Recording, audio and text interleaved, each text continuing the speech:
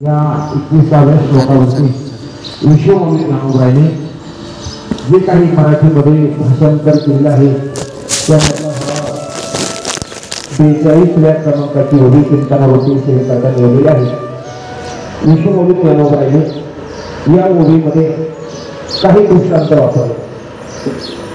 दृष्टांताचा जर आपण विचार केला, ज्ञानेश्वरीचा जर बारकाईने जर आपण अभ्यास जर केला तर परंतु ज्ञानोबा गीतेवरती भाष्य करत असताना पहिल्यांदा सिद्धांत देतात आणि नंतर दृष्टांत देत असतात। हा ज्ञानोबाईंनी इथून मागच्या अध्यायामध्ये काही विचार केला, परंतु या अध्यायामध्ये जर आपण विचार जर केला तर विश्वमौली ज्ञानोबाईंनी प्रथमतः दृष्टांत वापरले। सगळे दृष्टांत दिले। दृष्टांत दिल्यानंतर ज्ञानेश्वर महाराजांनी शेवट मात्र सिद्धांत वापरला। दृष्टांतही देत असताना ज्ञानेश्वर महाराजांनी कोणत्या पद्धतीचे दृष्टांत दिले ते 2-3 दृष्टांत आहेत। दृष्टांत म्हणजे उदाहरण काय ज्ञानेश्वर महाराजांनी उदाहरण दिले तर पहिलं उदाहरण ज्ञानेश्वर महाराजांनी सांगितलं जैसे स्वप्न माझी देशीचे। पहिलं उदाहरण ज्ञानेश्वर महाराजांनी स्वप्नाचं वापरलं। ज्ञानोबाईंचं जसं स्वप्नामध्ये जे दिसतं परंतु ते वास्तव वादामध्ये अजिबात नसतं, हा उदाहरण ज्ञानेश्वर महाराजांनी पहिलं वापरलं। तर असे अनेक उदाहरण ज्ञानेश्वर महाराजांनी एका सिद्धांताकरता खर्च केले। तर खर्च करत असताना ज्ञानोबाईंनी या 42व्या क्रमांकाच्या ओळीमध्ये जो दृष्टांत वापरला तो दृष्टांताचा जर विचार जर आपण केला तर ज्ञानेश्वर महाराजांनी काय उदाहरण दिलं तर उदाहरण देत असतानाही सुद्धा ज्ञानेश्वर महाराजांनी जुन्या काळातले शब्द वापरले। जुन्या काळातील शब्द वापरले ते शब्द मात्र कसे आहे ऐका। तर ज्ञानोबाई म्हणतात ना तरी मठी आकाश वैसे। ज्ञानोबाई म्हणतात मठी म्हणजे काय? रांजण। जुन्या काळामध्ये रांजणाला मठी शब्द होता। ज्ञानोबाई म्हणतात तो मठी म्हणजे रांजण कसा आहे? रिकामा आहे आणि रिकामा असल्यामुळे त्याच्यामध्ये काय झालं? आकाश तत्व समाविष्ट झालं। आता आकाश तत्व समाविष्ट झाल्यामुळे त्याचा परिणाम काय झाला तर ज्ञानोबाई म्हणतात त्या आकाशाला एक आकार प्राप्त झाला। कारण वेदांत शास्त्रामध्ये जास्त विचार जर खोल करायचा नाही तर ज्ञानोबाई म्हणतात की शास्त्र सांगतं 8 प्रकारचे आकाशाचा विचार आहे। त्याच्यामध्ये घट आकाश असेल, मठ आकाश असेल, असे 8 प्रकार सांगितले। ते 8 प्रकार मांडायचे नाही। तर ज्ञानेश्वर महाराज म्हणतात अशी एकही जागा नाही तर त्या जागेवरती मध्ये आकाश तत्व नाही। कशावरून?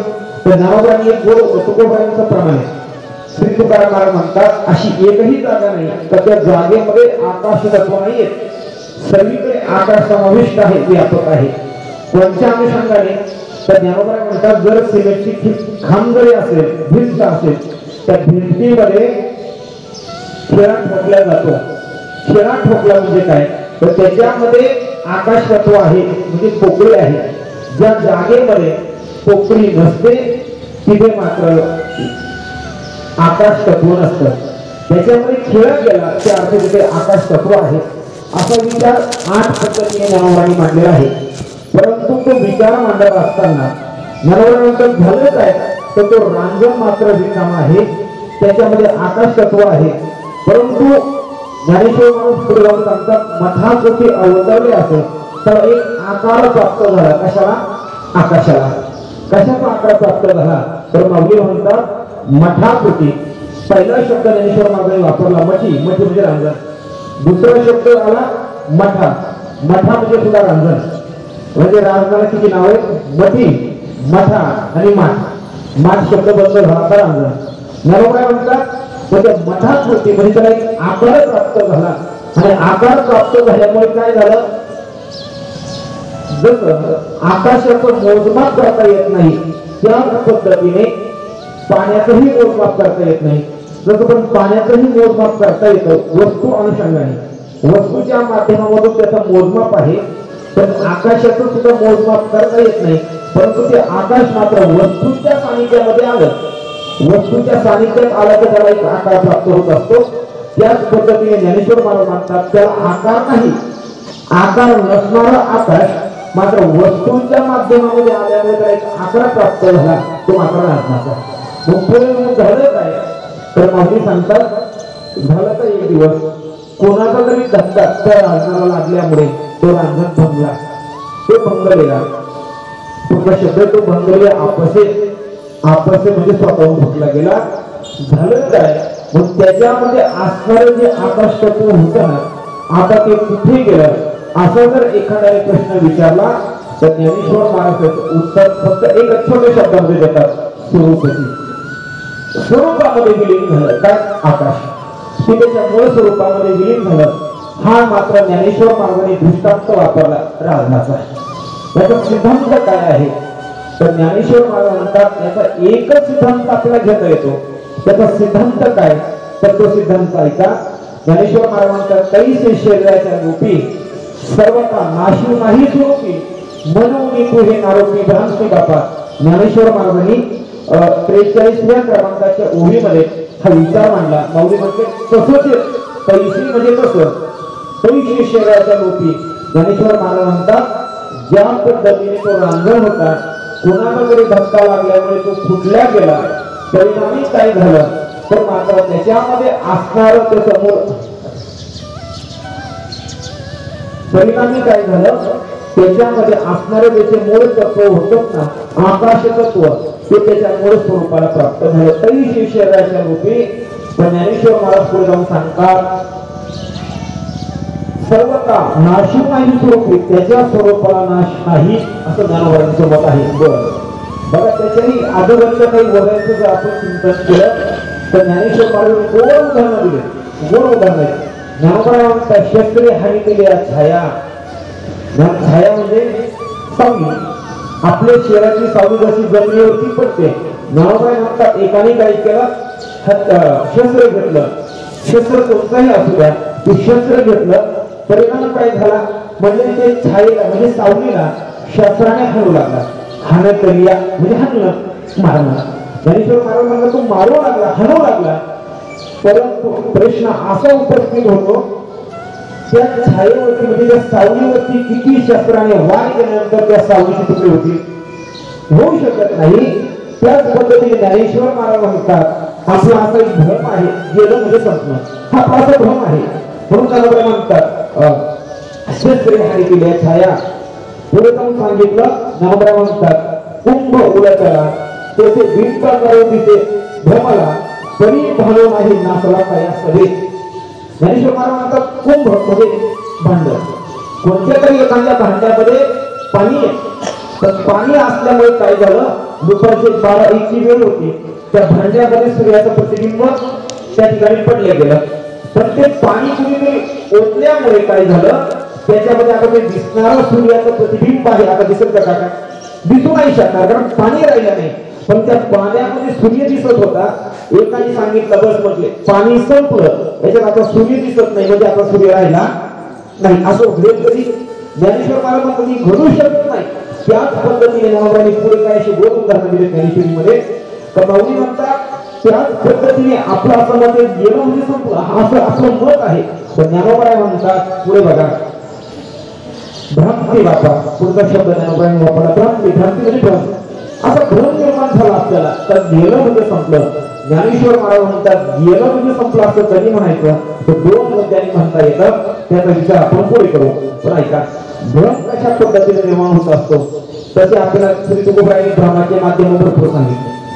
जास्त खोल नाही बोलायचं जास्त अवघड चिंतन मांडायचं नाही.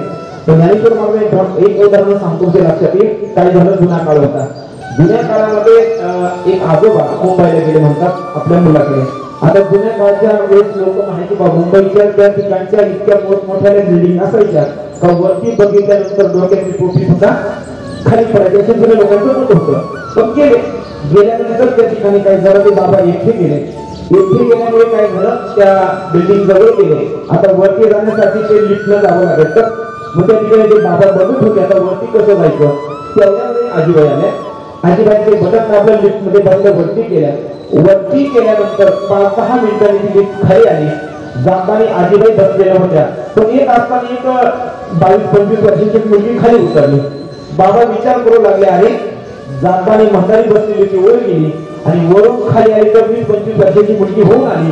मी चूक केली म्हटलं मी चूक केली मी एकटा चालू आम्ही दोघं आलो असतो दोघं लिफ्ट मध्ये बसलो असतो दोघं वर गेलो असतो दोघं खाली आलो असतो आम्ही 20-25 वर्षाचे तरुण झाला असतो, हा बाबाचा काय झाला भ्रम झाला. तसंच ज्ञानेश्वर महाराज म्हणतात आपलाही असंच भ्रम आहे. आपला भ्रम असंच गेलं म्हणजे संपलं. ज्ञानेश्वर महाराज म्हणतात गेलं म्हणजे संपतच नाही, मग कोणत्या माध्यमातून संपत नाही त्याचा विचार आपल्याला पुढे करायचा आहे. पण ज्ञानेश्वर महाराजांचा पहिला मुद्दा आपण लक्षात घेतला पाहिजे. तर ज्ञानेश्वर महाराज म्हणतात ना तरी मग आकाश जैसे मठात होते अवतरले असे तो मंडळी आपले स्वरूप तो भंगलाय म्हणजे देह गेलाय. पण देह जात असताना तसं जर बघितलं देहाच्या माध्यमातून शास्त्राने आपल्याला 6 प्रकारचे दुःख सांगितले. देहाच्या माध्यमातून देहाला आल्यामुळे 6 प्रकारचे दुःख आहे. शास्त्र सांगतं जर देह जर नसला तर आपल्याला दुःख नाही. आता ही जरी माणसं म्हणजे ज्ञानेश्वरीचं सांगतोय ना, माझ्या मताचं सांगत नाही. तर ज्ञानोबा म्हणतात देहाला आल्यामुळे आपल्याला 6 प्रकारचे दुःख आपल्याला वाटले येतात. पण सगळ्यात महत्त्वाचा प्रश्न असा उपस्थित होतो आपल्या वाट्यात दुःख येतात का? कशाने आपल्या वाट्यात दुःख आहे? तुम्ही काय लिहिताय? आपल्या सर्वांच्या वाट्याला दुःख कशाने येतात? तर ज्ञानेश्वर महाराजांनी श्री तुकोबरांनी सुद्धा असे 2 उदाहरण दिले. दृष्टांत आले ज्ञानेश्वरीमध्ये. पहिलं उदाहरण सांगितलं आपण मात्र का आपल्या वाट्याला दुःख आहे, तर आपण मात्र भगवान परमात्म्याला सोडल्यामुळे आपल्या वाट्याला दुःख मिळालेलं आहे. किंवा आपण सर्वजण तुम्ही आणि मी सुद्धा मायेच्या अधीन असल्यामुळे आपल्या सर्वांच्या वाट्याला दुःख आहे असं ज्ञानेश्वर महाराजांचं मत आहे. 21व्या श्लोकावरती ज्ञानेश्वर महाराजांनी गीतेमध्ये जे भाष्य केलं, ज्ञानेश्वर महाराजांनी ज्ञानेश्वरीमध्ये सांगितलं 21व्या क्रमांकाचा गीतेचा श्लोक. ते श्लोकावरती ज्ञानेश्वर महाराजांनी सांगत असतात तैशी ही जाण माया. ज्ञानेश्वर महाराज म्हणतात आपला मायेच्या माध्यमातून दुःख आहे. 21व्या नंबरचा श्लोक गीतेचा. ज्ञानोबा म्हणतात आपल्या सर्वांना मायेने दुःख आहे. कसं काय मायेने दुःख येतो? बस आपल्यामध्ये आणि भगवान परमात्म्यामध्ये फक्त माया आडवी आल्यामुळे आपल्या वाट्याला दुःख आहे असं ज्ञानेश्वर महाराजांचं मत आहे. बघा हे उदाहरण सांगतो म्हणजे लक्षात येईल. काय झालं? वडिलांनी सांगितलं म्हटले बाळा कपाट उघड. कपाट उघड आणि त्याच्यामध्ये एक लॉकर आहे. लॉकर मध्ये एक लोखंडाची पेटी आहे आणि लोखंडाच्या पेटीमध्ये परिषद तेवढा घेऊन ये. काय सांगितलं? कपाट उघड, कपाटामध्ये लोखंडाची पेटी आहे आणि त्या लोखंडाच्या पेटीमध्ये परिषद तेवढा घेऊन ये. काय समजलं? ऐका सांगितलं म्हटले बाळा कपाट उघड, कपाटामध्ये लोखंडाची पेटी आहे आणि लोखंडाच्या पेटीमध्ये परिषद तेवढा घेऊन ये. आता लोखंडाच्या पेटी जर परिषद ठेवला सोनच होईल. ती पेटी लोखंडाची राहील का? नाही राहू शकत. तिथं सोनं होईल. परंतु ऐका आता पेटी लोखंडाचीच होती. लोखंडाच्या पेटीमध्ये परिसच होता पण तो परीस मात्र एका कपड्यामध्ये गुंडाळलेला होता. परिसामध्ये आणि त्या लोखंडाच्या पेटीमध्ये मध्ये काय आडवाला? कपडा. कपडा. एक कपडा आडवाला, पडदा आडवाला. परिणाम काय झालं? लोखंडाचं सोनं झालं नाही. त्याच पद्धतीने आपल्यामध्ये आणि भगवान परमात्म्यामध्ये एक पडदा आडवाला, तो मात्र कशाचा? मायेचा. मायेचा पडदा आडवा आल्यामुळे तुम्ही काय आणि मी काय आपल्या सर्वांना दुःख भोगावं लागतं. म्हणून ज्ञानेश्वर महाराज ज्ञानेश्वरीमध्ये सांगतात तैसी ही जाण माया. म्हणून श्री तुकोबांनी देवाकडे प्रार्थनाच केलीत ना, नको नको मला गुंत माया जाळी काळ आला जवळी कासावया. आपल्या प्रत्येकाच्या मागे काळ लागलेला आहे म्हणा, त्याच्यामुळे तो मायेच्या आधी जाऊ नको. मायेच्या आधी जो जीव गेला त्याला दुःख भोगावा लागतात. बघा तुम्ही शुकाचार्य सारखा महात्मा आहे, ते सुद्धा म्हणत होते मला जन्माला जायचं नाही. का जायचं नाही? कारण देवा तुझी ही माया ना इतकी अवघड, मला दुःख दिल्याशिवाय राहत नाही, पण मला जन्म नकोय. का आपल्याला दुःख आलं? आपण मायेच्या अधीन गेलो तर. बरं, दुसरा महत्वाचा मुद्दा असा म्हणता येईल आपल्याला, आपण जर सर्वजण भगवान परमात्म्याची मुलं गीताची सांगतो. गीतेने काय सांगितलं? ममय वंशाची लोक आपण सर्वजण भगवान परमात्म्याची अंश आहोत. अंश म्हणजे मुलं. आपण जर सगळे भगवान परमात्म्याची मुलं आहोत तर आपल्या वाट्याला दुःख काय येते त्याचा आपण बारकाईने जर विचार करता आपल्या लक्षात येईल. किंवा ज्ञानेश्वर महाराज सुद्धा हरिपाठामध्ये सांगतात सर्वांगती सर्वांच्या हृदयामध्ये परमात्मा आहे. तर सर्वांच्या हृदयामध्ये परमात्मा असला तरी आपल्या वाट्याला दुःख का? दुःखाचा विचार मला पुढे करायचा, पण आपल्या वाट्याला दुःख का आलं? तर ज्ञानेश्वर महाराजांनी अमृतानुभव ग्रंथामध्ये एक गोड उदाहरण सांगितलं बघा. ज्ञानेश्वर महाराजांनी उदाहरण कसं सांगितलं बघा. आता वया सांगतच नाही कारण आपल्याकडे वेळच कमी राहिला आहे. फक्त उदाहरण सांगायचं पुढे बोलायचं. तर ज्ञानेश्वर महाराज म्हणतात ऐका, आपल्या वाट्यात दुःख का आलं? मीठ कुठं तयार झालं? मीठ त्या समुद्राच्या त्या खाडीमध्ये मीठ तयार झालं. त्या मिठावरची प्रक्रिया झाली. नंतर ज्ञानेश्वर महाराजांनी काय उदाहरण वापरलं? ज्ञानेश्वर महाराजांचा बरं त्या मिठावरची प्रक्रिया झाली. एका प्लॅस्टिकच्या पिशवीमध्ये मीठ पॅक केलं. त्या मिठाला आनंद झाला. मीठ म्हणू लागलं, बरं झालं. समुद्राला सोडलं आणि घालायला कपडे भेटले. पुढे जाऊन ते मीठ एका गाडीमध्ये पॅक केलं. नाशिक मार्गे आपल्या कसाऱ्या मार्गे आपल्या नाशिककडे आलं. त्या मिठाला अजून आनंद झाला. बरं झालं, समुद्राला सोडलं, आता घालायला कपडे पण भेटले. फिरायला गाडी येते असं पण बोलू लागलं मीठ. पुढे जाऊन त्याचा परिणाम असा झाला, एका गोडाऊनला ते मीठ पॅक आलं. आल्यानंतर त्या मिठाला अजून आनंद झाला. बरं झालं म्हणजे समुद्राला सोडलं, फिरायला गाडी राहिला, घर वगैरे, आता राहिला घरही भेटलं. मिठाला अजून आनंद झाला. पुढे जाऊन एका आजीबाईने ते मीठ विकत घेतलं, बरणीमध्ये आणून ठेवलं. त्या मिठाला अजून आनंद झाला. बरं झालं समुद्राला सोडलं, घालायला कपडे, फिरायला गाडी, आता राहिला स्वतःच घर सुद्धा झालं.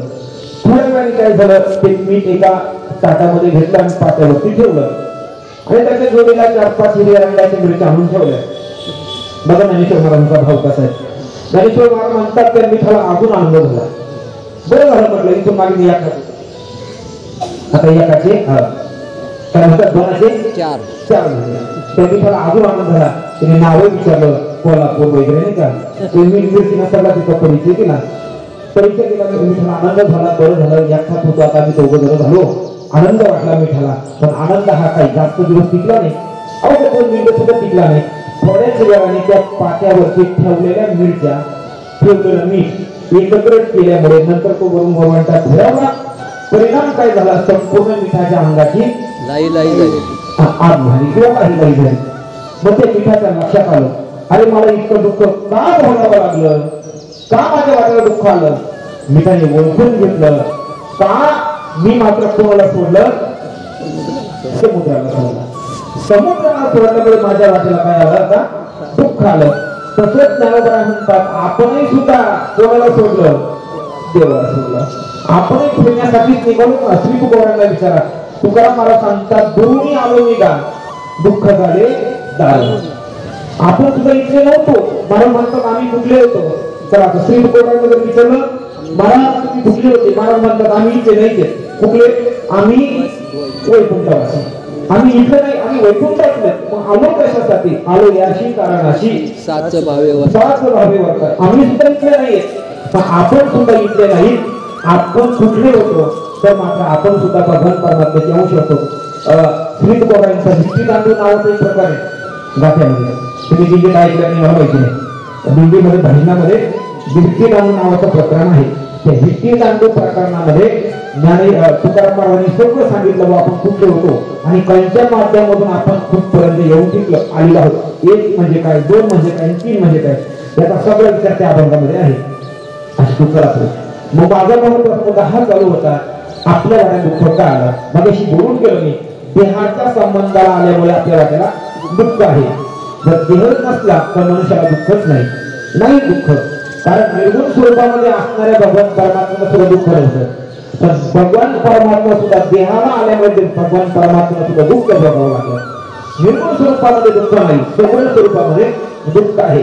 बरं, आता हे चिंतन तुम्हाला सगळ्यांना माहित आहे किती प्रकारचं दुःख आहे. पहिलं दुःख शास्त्रामध्ये जन्माचं नाही का. गीतेचा 15वा अध्याय, 15व्या अध्यायामधला पहिला श्लोक, ऊर्ध्व मूलमध्ये शासन.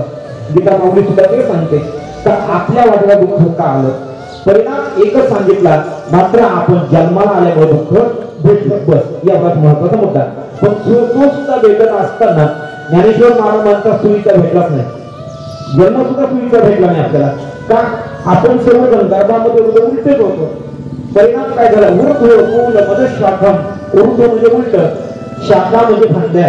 त्या झाडाच्या फांद्या कशा आकाशाकडे चालल्या, जमिनीकडे चालल्या, जमिनीकडे चालल्या आणि पुढे मात्र आकाशाकडे चालल्या. म्हणजे भगवान परमात्मा सांगतात असं झाड का त्याच्यामुळे आकाशात आहे आणि फांद्या मात्र जमिनीमध्ये आहे. असं कोणतं झाड? आपलं प्रत्येकाचं शरीर. बरं, परिणाम काय झाला? पुढे जाऊन ज्ञानेश्वर महाराज म्हणतात पुढे जाऊन झालं काय, या मृत्यू लोकांमध्ये येत असताना आपण सर्वजण उलट्या पद्धतीने जीवन जगू लागलो. तुम्ही काय नाही काय, आपण सर्वजण का देहाला आल्यामुळे उलट्याच पद्धतीने आहे. कशामुळे मी माझ्या पद्धतीने सांगतच नाही, ज्ञानेश्वर महाराजांची एवढी ऐका. ज्ञानेश्वर महाराज म्हणतात काय झालं, मृत्यू लोकीचे उपराटे म्हणजे उलट. ज्ञानेश्वर महाराज म्हणतात ह्या मृत्यू लोकांचा काय काय उलट आहे ऐकाय. आता ऐका, जो जीव सोयीचा जन्माला येतो माणसं त्याला उलट म्हणतात, उलटा जन्माला येतो माणसं त्याला सोयीचं म्हणतात. बरं जाऊ द्या. बरं पुढे जाऊन तेही त्या सोडून जीवन जगत असताना सुद्धा आपण उलट्या पद्धतीने कसं बोलतो ऐका. आता आज आपल्याला सर्वांना नांदुरीला बसलेले यायचे, काही जर बिचाऱ्यांनी फाडला उतरले असतील, दावतवाडीला कुंडेवाडीला उतरला असेल, कोणाकडे गाडी नसेल एखाद्या गाडीवाल्याला बोलाहात केला, दादा थांब म्हटलंय मला नांदुरीपर्यंत येऊ दे, नांदुरीपर्यंत येऊ दे. आपण एखाद्याच्या गाडीवर बसलो आणि इथपर्यंत आलो, त्याला आपण सांगणार दादा थांब आता नांदुरी गाव आलो मला उतरायचंय. आता खरं सांगा नांदुरीकरांनो, नांदुरी गाव आलं का आपण गावापर्यंत गेलो? आपण गेलो गावात, आपण गेलो, आपण त्या गावापर्यंत जात असतो आणि आपण काय म्हणतो गाव गाव कधीच येत नाही, आपल्याला जावं लागतं. म्हणून ज्ञानेश्वर महाराज म्हणतात मृत्यू लोकीचे उपराटे. सगळं उलट आहे. बघा अजून सुद्धा एक उदाहरण सांगतो, अजून सोपं उदाहरण.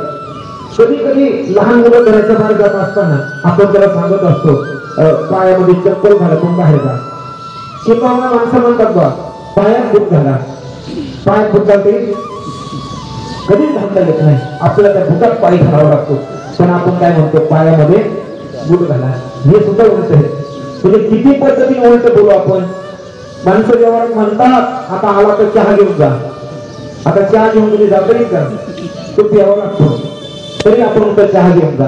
किती उलट आहेत आपलं, सर्व उलट आहेत. म्हणून त्या म्हणावंच लागलं मृत्यू लोकीचे उपराटे. काय उलट आहे बरं चला. आता जन्म उलटा भेटला, परिणाम काय झालं, पुढचं जीवन सुद्धा उलट आहे. बरं तर त्या जन्मापासून ज्ञानेश्वर महाराज म्हणतात सर्व दुःखाला कारणीभूत जरी आहे पण त्याच्यातून सुटायचं आहेत ना, काय करावं लागतं, परमात्म्याला शरण जावं लागेल. ज्ञानेश्वर महाराज सांगतात गोमद होया शरण त्याची निवारिणी जन्म मरण. सर्व दुःखाला कारणीभूत जन्म आहे. त्या जन्मापासून अनेकांनी पळण्याचा प्रयत्न केला पण यशस्वी होऊ शकत आलं नाही. म्हणून नामदेव महाराजांनी सुद्धा काकड्यामध्ये तेच सांगितलं, उठा जागे वारे आता, स्मरण करा पंढरी आता, भावे चरणी ठेवा माथा, तुटवणी व्यथा जन्माच्या दुःखाचं निवारण करायला नामदेव महाराजांनी सुद्धा ते सांगितलं. प्रत्येक संतांनी आपल्याला जागृत केलं आहे. चला म्हणून पहिलं तुमचं सांगितलं ज्ञानेश्वर महाराजांनी जन्माचं, दुसरं सांगितलं जरा, जरा म्हणजे म्हातारपण. आता म्हातारपणाचं दुःख काही मी सांगणं सुद्धा योग्य नाही का, जावी त्याच्या वंशा तेव्हा कळे. म्हाताऱ्या माणसाचं काय दुःख असतं म्हाताऱ्या माणसालाच माहिती. पण स्त्री तुकोबारांनी फक्त म्हाताऱ्या माणसाला घरातील माणसं काय म्हणतात एवढं सांगितलं बरं का. काय म्हणतात तो म्हाताऱ्या माणसाविषयी, घरातील माणसं बाईला म्हणते मरता करी बरे का, नाशी रे घर फुंकून या. म्हाताऱ्या माणसाविषयी घरातील माणसं म्हणतात हा कधी मरतो काय माहिती का, नाशी रे घर फुंकून या. सगळं फुंकून आता घर खराब करतात. कधी जातील असं म्हाताऱ्या माणसाविषयी घरातील माणसांचं मत आहे.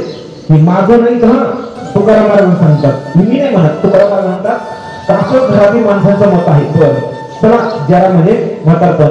तिसरं दुःख सांगितलं व्याधी. व्याधी म्हणजे आजारपण. आजारपणाचं सुद्धा भयानक दुःख आहे. त्या दुःखात याच्या प्रारब्धात जसं असेल त्या पद्धतीने भोगावं लागतं. महाराज म्हणतात तुका म्हणे पापे किती रोगाच्या रूपे. जे आपलं प्रारब्ध असेल संचित असेल त्या पद्धतीने आपल्या प्रत्येकाला येत असतं. याला मला शिकवले नाही का, ही काहीतरी मागच्या जन्मातलं पापच असेल ना म्हणून ते वाट्याला आलं. म्हणजे प्रत्येकाला आजारपण आपल्या मागच्या जन्मातल्या कर्मावरती अवलंबून आहे. बरं व्याधी म्हणजे आजारपण, ते सुद्धा शास्त्राने दुःख सांगितलं. त्यानंतर कुलमभयम. कुलमभयम नावाचं दुःख सुद्धा शास्त्राने सांगितलं. हे सुद्धा पण हे ऐका, हे बाकीचे दुःख प्रत्येकाच्या वाट्याला येते. कुलमभयम नावाचं दुःख कुणाच्याच वाट्याला आलं नाही आलं. कशावरून जाणीवपूर्वक बोलतो. हा सगळे आता तुम्ही भरती पुढे माझ्या जाणीवपूर्वक शब्द वापरतो. कुलमभयम नावाचं दुःख हे फक्त पितामह भीष्मांना झालेलं होतं. पितामह भीष्म सोडून हे दुःख कोणाच्या वाट्याला आलंच नाही आजपर्यंत.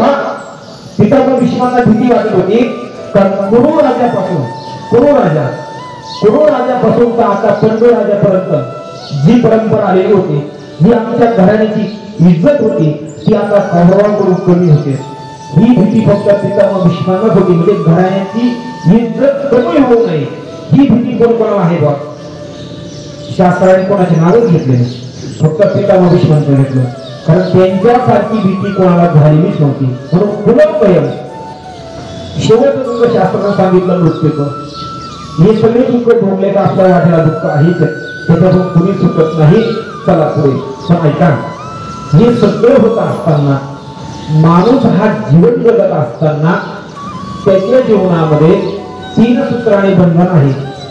एक वेळ माणूस व्याधीच्या पुढे जाऊ शकतो, एक वेळ माणूस म्हातारपणाच्या दुःख निवृत्त करू शकतो, पण 3 गोष्टीच्या पुढे कधीच कुणाचा चालत नाही. पहिलं सांगून गेलो, जन्माच्या पुढे कधीच कुणाचं काही चाललं नाही.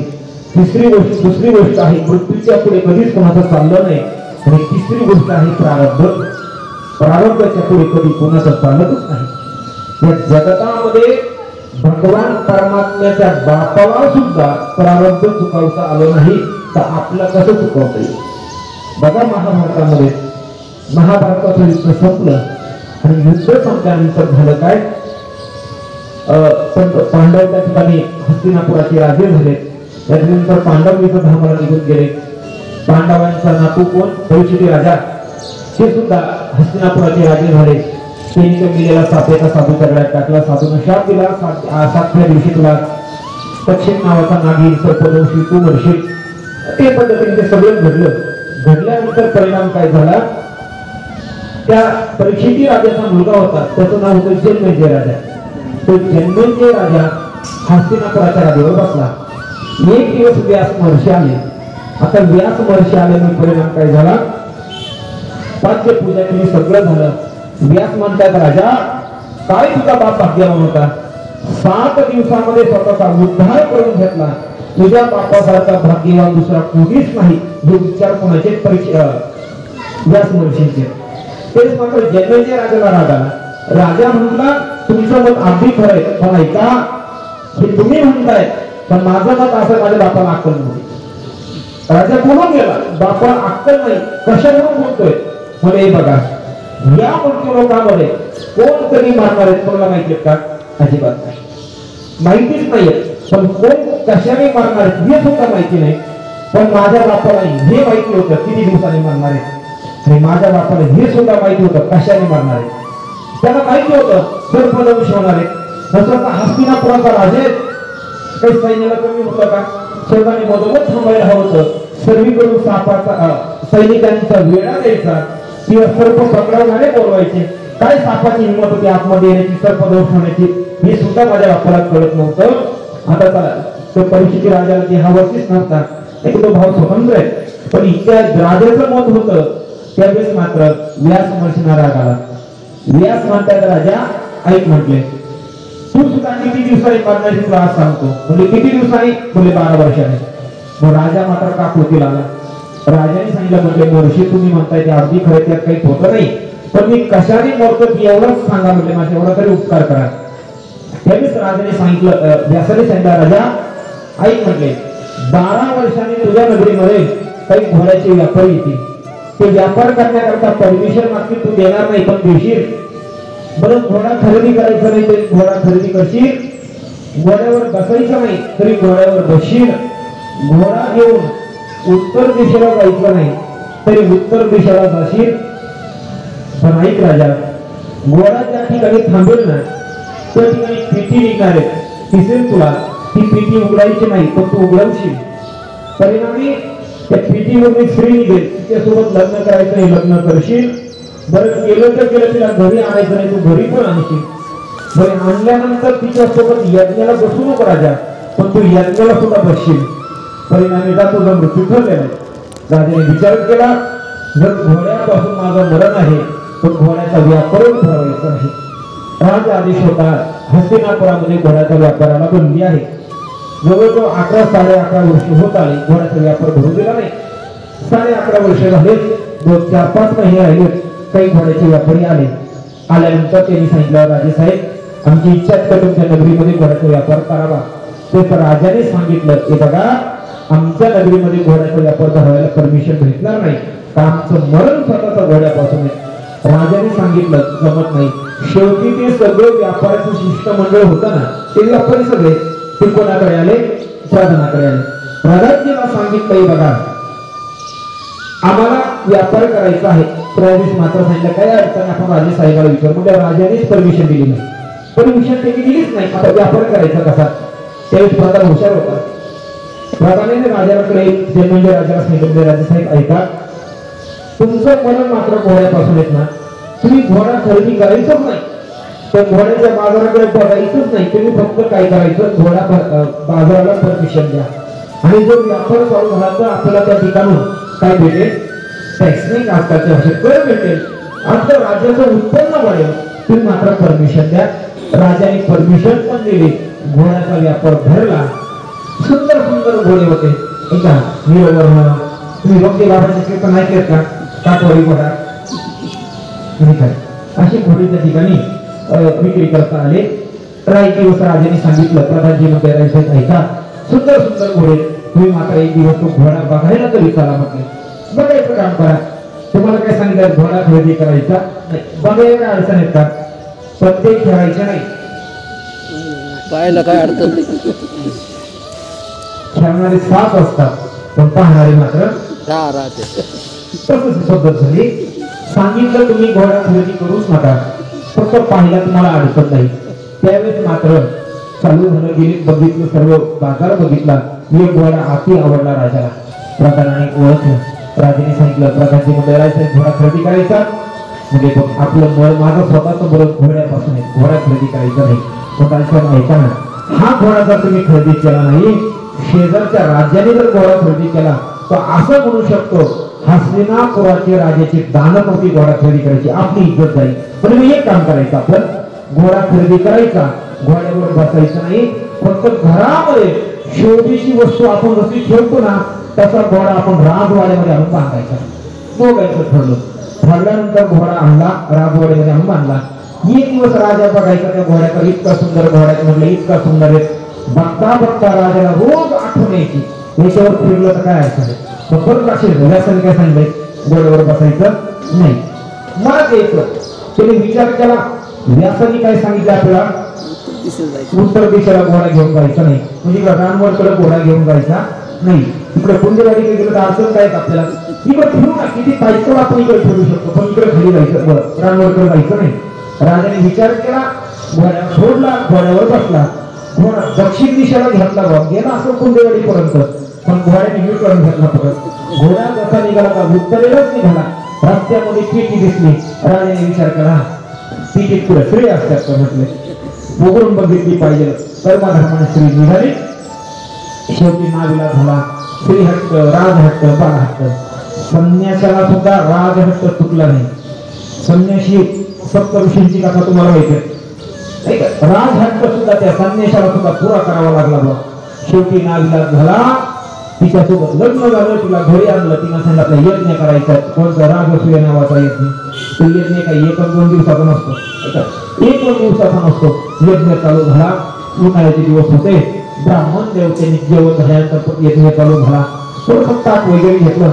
त्या अनुषंगाने त्या ब्राह्मण देवत्यांना जवळजवळ 100 ब्राह्मण यज्ञ करता बसलेले होते.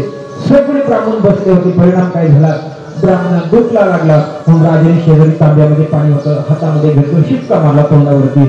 शास्त्र सांगतं ते 100 थेंबांचं काय झालं, शस्त्र निर्माण झाले आणि 100 ब्राह्मणांची हत्या झाली.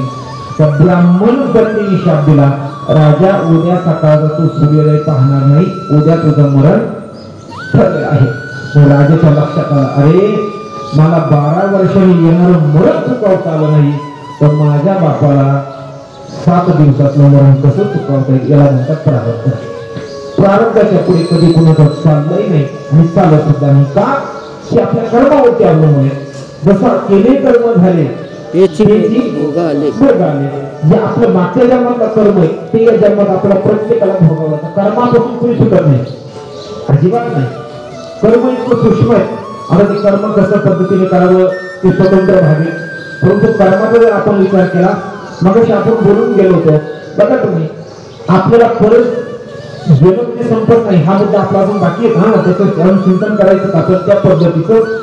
पण गेलं म्हणजे संपलं, पण संपत नाही, मानवाला परत जन्माला यावं लागतं. हे तुम्हाला मुद्दे आता सगळ्यांना माहिती आहे, तुम्ही नेहमी प्रवचन ऐकतात. तर त्याच्या कोणत्या पद्धतीने आपल्याला जन्म आहेत, कर्माने जन्म आहेत, पापाने वासनेने, हे सगळं तुम्हाला माहिती आहे, त्याच्यावर तिकडे बोलायचं नाही. पण ऐका, कर्माचा जर आपण बारकाईने अभ्यास विचार जर केला, कर्म इतकं सूक्ष्म आहे. जसं माणसाच्या जीवनातलं पाप घालवता येतं, माणसाच्या जीवनातली वासना घालवता येते, पण माणसाच्या जीवनातलं कर्म कधी घालवता येत नाही. तर इतकं सूक्ष्म आहे. एखादा म्हटला बा, एखादा हुशार माणूस असू द्या, तो म्हटला मी उन्हामध्ये उभं राहिल्यानंतर आपल्या शरीराची सावली जशी खाली पडते, एखादा म्हटला मला माझ्या शरीराची सावली माझ्या सोबतच येऊ द्यायची नाही, जमू शकत नाही. त्याच पद्धतीने शास्त्र सांगतं कर्मापासून कोणी सुटत नाही, अजिबात सुटत नाही. तर ती कर्म करत असताना सुद्धा कोणत्या वृत्तीने कर्म केलं तर सुटतं. नारळ म्हणतात सरळ ती कर्मे झाली ब्रह्मार्पण. ब्रह्मार्पण वृत्तीचं कर्म जर केलं तर निश्चित कर्मामधून सुटता येतं. ही पाहुणा ज्ञानेश्वर महाराज ज्ञानेश्वरीमध्ये सांगतात कर्म कसं करावं. हे मजस्तवची झाले तरी म्या नाही गेले, ऐशी वृत्ती ज्याची तो सुटलाची का. ज्ञानेश्वर महाराज म्हणतात या पद्धतीने कर्म जर केलं तर निश्चितपणे आपला सुटता येतं. पण कर्म इतकं सूक्ष्म आहेत ना, कर्मापासून कोणी सुटत नाही. याला काय झालं, एका राजाची चोरी झाली. राजाची चोरी झाल्यामुळे परिणाम काय झाला, काही चोरांनी चोरी केली पळू लागले. तेवढ्या सैनिकांनी बघितलं आपल्या राजाची चोरी झाली म्हणून सैनिक त्याच्या मागे लागले. ते सैनिकांनी बघितलं अरे आपल्या चोरांनी बघितलं आपल्या मागे चोर येत आहे, सैनिक येत आहेत, निश्चितपणे आता आपण पकडले जाऊ आणि राजा आपल्याला शिक्षा करेल. त्या भीतीपोटी एका आश्रम बघितला साधूचा आणि समज चोरलेलं धन होतं ना, साधूच्या आश्रमामध्ये फेकलं, निघून गेले. निघून गेल्यानंतर परिणाम काय झाला, पाठवून सैनिक आल्यानंतर त्यांनी बघितलं त्या ठिकाणी दुर्वासुशी ध्यानस्थ बसलेले होते. म्हणजे अरे काय ढोंगेत म्हटला, चोरी करून आले आणि धन मात्र आश्रमामध्ये ठेवण्याचा ध्यानाला बसला. म्हणजे चला याला उत्साहात चोरीत म्हटले. या दुर्वासुशींना उचललं आणि राजाकडे आणलं. ते ध्यानस्थ होते. म्हणजे राजे साहेब हे बघा यांनी चोरी केली. म्हणजे कशावर सगळं धन यांच्या आश्रमामध्ये सापडलं. सिद्ध झालं ही चोर असले पाहिजे. मग म्हणजे त्या म्हणजे सोळावर दुर्वासुशींना सोळावर दिलं. पण दुर्वासुशी ज्यावेळेस ध्यानातून बाहेर आली त्यांनी विचारलं अरे विचार केला मला, मी चोरी केली नाही तरी राजाने मला सोळावर देण्याचा त्या ठिकाणी आदेश शिक्षा दिली. म्हणजे शिक्षा कोणाला दिली पाहिजे विचार केला दुर्वासुशीने. राजाला मुख्य दिली. राजाला काही शिक्षा द्यायची म्हटलं मी, कारण मनुष्याच्या जीवनामध्ये कर्म ही कोणाच्या हातात आहे, कोणाला कसं ठेवायचं हे यमधर्माला माहिती म्हटलं. चला म्हटलं यमाकडे गेले आणि यमाला विचारलं म्हणजे यमा अरे तुम्हाला सोळावर का दिलं, चोरी मी केली नाही तरी पण मला सोळावर का दिलं तू. तेच मात्र यमधर्माने एकच सांगितलं म्हणजे महात्माची ऐका, तुम्ही मात्र अवघे 10 वर्षाचे होते. 10 वर्षाचे होते त्यावेळेस काय झालं, एक खेळा होता छोटासा आणि तुमच्याकडे छोटी काळी होती. त्या काळीने तुम्ही त्या खेळाला अशी टोची मारत होती. म्हणजे केवढं कर्म होतं आणि तुला अक्कल कोण होतं, दुर्वासुशी. कोणाला, यमधर्माला. 12 वर्षापर्यंत मनुष्य लहान बाळाने काहीही करू द्या त्याला कर्माचा दोष लागत नाही. आणि माझं वय 10 वर्षाचं होतं, मला तो दोष लागत नाही हा शास्त्राचा नियम आहे. आणि तरी तुम्हाला शिक्षा केली, जा म्हटले तुला मी शाप देतो. तो मात्र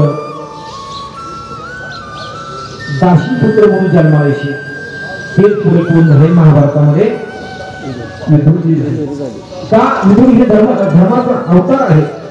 काय सांगितलं, कर्म इतकं सूक्ष्म आहे ना, इतकं सूक्ष्म आहे तर त्या पद्धतीच्या कर्मातून कोणी सुटत नाही. इतकं बारीक आहे. ती काळी टोचली काळी तरी सोळावर जावं लागलं. आता हे जनावर मारणाऱ्यांची काय हाल होईल म्हणजे तुम्ही विचार करू शकता. काळी टोचणाऱ्याची इतकी अवघड आहे तर खाणाऱ्यांचं काय होईल पुढे, अवघड आहे. एक सांगू, आपण त्या थोडं वेगळा विचार म्हणतो हा थोडासा. वारकरी संप्रदायामध्ये जेवढे संत झालेत ना त्यांनी जर आपण या कर्मकांडावरती विचार केला, जा पाणी सोडायला जायचं तुम्ही जा, पाणी सोडणारे जा, महिला मंडळ ऐका. आता कर्मकांडावरती साधू संतांनी इतकं आसून ओढले प्रत्येक बघा तुम्ही त्या 2 भागामध्ये ते गावीचे माझ्या गावाचा लक्षात नाही, त्या गावामध्ये दर हनुमान जयंतीला बोकड्या कापायचे मारुतीच्या पुढे. ठीक आहे, भगवान बाबांनी ती परंपरा बंद केली, संतांनी ती परंपरा बंद केली का? कापू नये. त्याच्यानंतर सावता महाराजांनी सुद्धा जीवन चरित्राचा तुम्ही भाग बघा. काय झालं, जशी कोरोनाची लाट येऊन गेली त्याच पद्धतीने त्या कालखंडामध्ये पटकी नावाचा रोग आला होता. सावता महाराजांच्या जीवन चरित्रात तुम्ही वाचनास लक्षात येईल. पटकी नावाचा रोग आला, परिणाम काय झाला, माणसं मरू लागले. नेमके आरण गावामध्ये काही लोक वारकरी पंढरपूरला गेले होते, ते वारीवरून घरी आले आणि आल्यानंतर त्याही गावामध्ये आरणमध्ये सुद्धा ठिकाणी पसरला, त्याचा प्रादुर्भाव आणू लागला, माणसं मरू लागले. पण त्याच्या अगोदर ही घटना अशी घडली होती, ही घटना अशी घडून गेली तर सावता महाराजांच्या शेतामध्ये म्हसोबा होता. मला माहिती असेल चरित्र, म्हसोबा होता. तो म्हसोबा सावता महाराजांना शेतीमध्ये नांगरणी करण्याकरता अडचण द्यायचा. सावता महाराज तो म्हसोबा उचलला आणि बांधावरती आणून ठेवला. लोक म्हणू लागले, अरे सावता महाराजांनी म्हसोबा उचलला, दुसरीकडे बसवला. पण म्हसोबा बसवत असताना काय दिलं पाहिजे म्हटले, म्हसोबाला द्यायला पाहिजे म्हटलं, त्यांनी तो दिला नाही. त्याच्यामुळे आपल्या गावामध्ये आता काय आला, पटकी नावाचा रोग आला. असा सगळीकडे प्रचार चालू झाला. शेवटी सावता महाराजांची विरोधक होते कामाजी माळी, सावता महाराज चुलत भाऊ, त्यानंतर ओंकार स्वामी, ही सगळी मंडळी विरोधक मंडळी होती. त्यांनी सांगितलं म्हसोबाला त्यांनी बोकड्या दिलाच नाही, त्याच्यामुळे काय झालं, आपल्या गावावरती रोग आला. ही सगळा प्रचार झाला. म्हणजे आपण दिला पाहिजे, म्हणजे मात्र तो बोकड्या आणायचं तरी कुठून, म्हणजे कशाला दुसरीकडे जायचं. सावता महाराजांकडे शेळ्या सगळेच म्हणले, त्यांच्याकडे बोकड्या तोच घ्यायचा तोच द्यायचा. सगळेजण निघाले. सावता महाराजांना कळायला कशासाठी आले, अशा कामासाठी आले.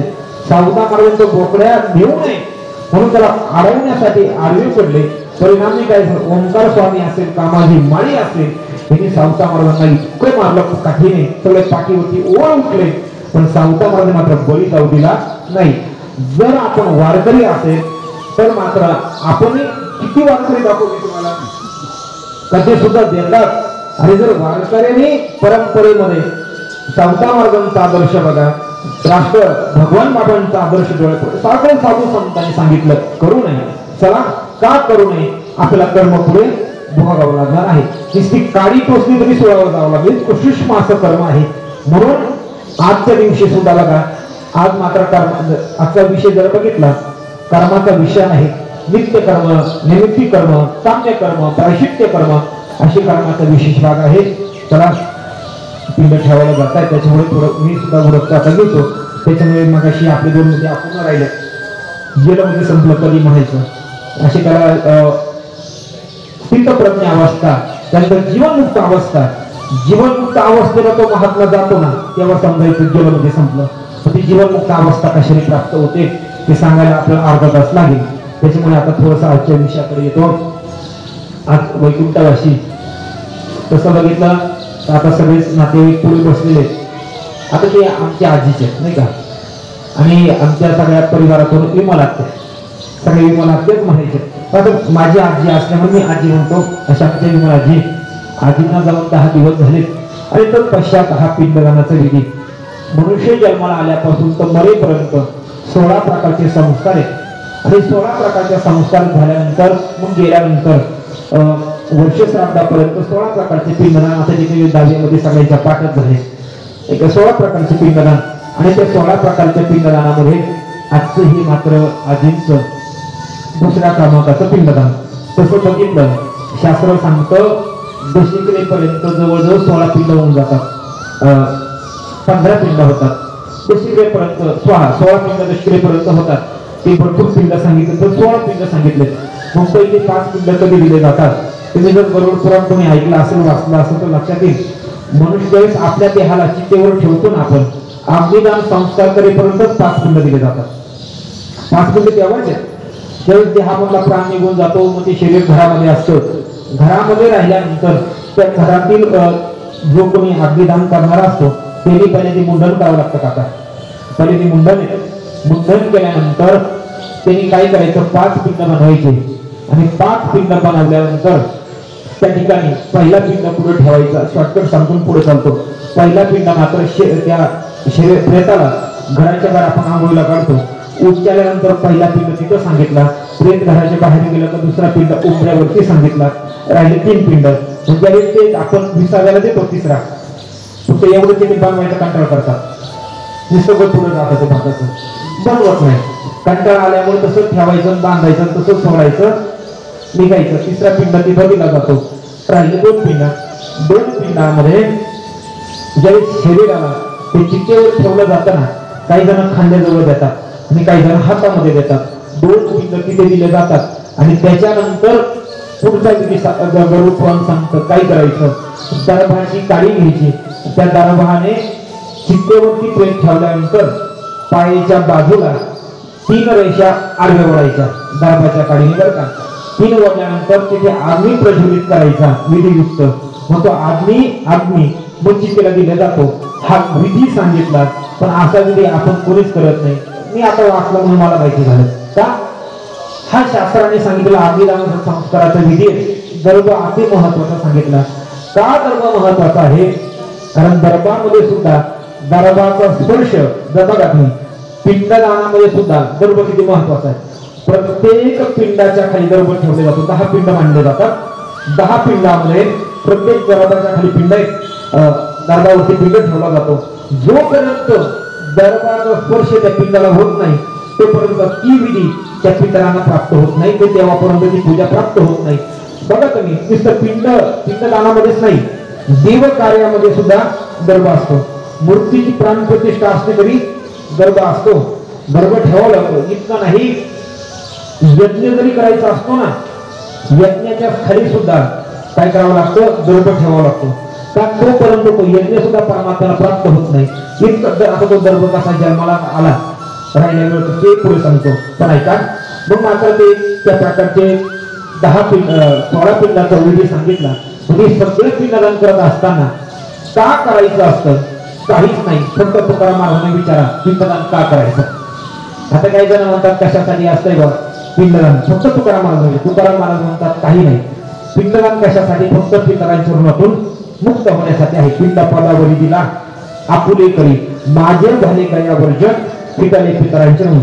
गायीला सांगितलं पिंडदान करायला, मातृगाय असेल पितृगाय असेल, प्रत्येक गायचं आहे, पण ते कधी करायचं त्याला नियम आहे. जोपर्यंत वर्ष श्राद्ध होत नाही तोपर्यंत गायीला पिंडदान करता येत नाही, हा नियम आहे. वर्ष श्राद्ध झाल्यानंतर तिथे पिंडदान स्वीकारलं जातं, ते तिथे केलं जातं, तोपर्यंत पिंडदान केलं जात नाही गायीला सुद्धा. फक्त पितरांच्या ऋणातून मुक्त होण्याकरता पिंडदान आहे. तसं बघितलं तर पितरांच्या ऋणातून कुणी मुक्त होत नाही, परंतु त्यासाठी प्रयत्न करावे लागतात, हा एक नियम सांगितला. काय झालं, सुरत्या राजा त्याने आईला विचारलं होतं, त्याचं नाव आपल्या लक्षात नाही.